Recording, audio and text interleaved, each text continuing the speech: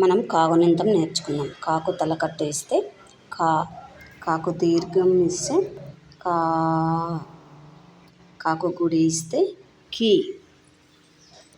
కాకు గుడి దీర్ఘం ఇస్తే కీ,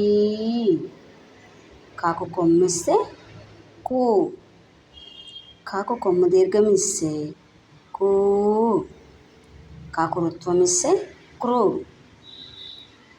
కాకు రుత్వం దీర్ఘం ఇస్తే క్రూ, కాకు ఎత్వం ఇస్తే కే, కాకు ఏత్వం దీర్ఘం ఇస్తే కే, కాకు ఐత్వం ఇస్తే కై, కాకు ఒత్వం ఇస్తే కో, కాకు ఓత్వం దీర్ఘం ఇస్తే కో, కాకు ఔత్వం ఇస్తే కౌ, కా పక్కన సున్నా పెడితే కం, కా పక్కన విసర్గ రాస్తే అంటే 2 సున్నాలు పెడితే కహ.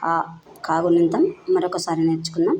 కాకు తల కట్టిస్తే కా, కాకు దీర్ఘం ఇస్తే కా, కాకు గుడి ఇస్తే కీ, కాకు గుడి దీర్ఘం ఇస్తే కీ, కాకు కొమ్మిస్తే కు, కాకు కొమ్మ దీర్ఘం ఇస్తే కూ, కాకు రూత్వం ఇస్తే క్రూ, కాకు రూత్వం దీర్ఘం ఇస్తే క్రూ, కాకు ఎత్వం ఇస్తే కే, కాకు ఏత్వం దీర్ఘం ఇస్తే కే, కాకు ఐత్వం ఇస్తే కై, కాకు ఒత్వం ఇస్తే కో, కాకు ఓత్వం దీర్ఘం ఇస్తే కో, కాకు ఔత్వం ఇస్తే కౌ, కా పక్కన సున్నా పెడితే కం, కాకు విసర్గ అంటే కా పక్కన 2 సున్నాలు పెడితే కహ.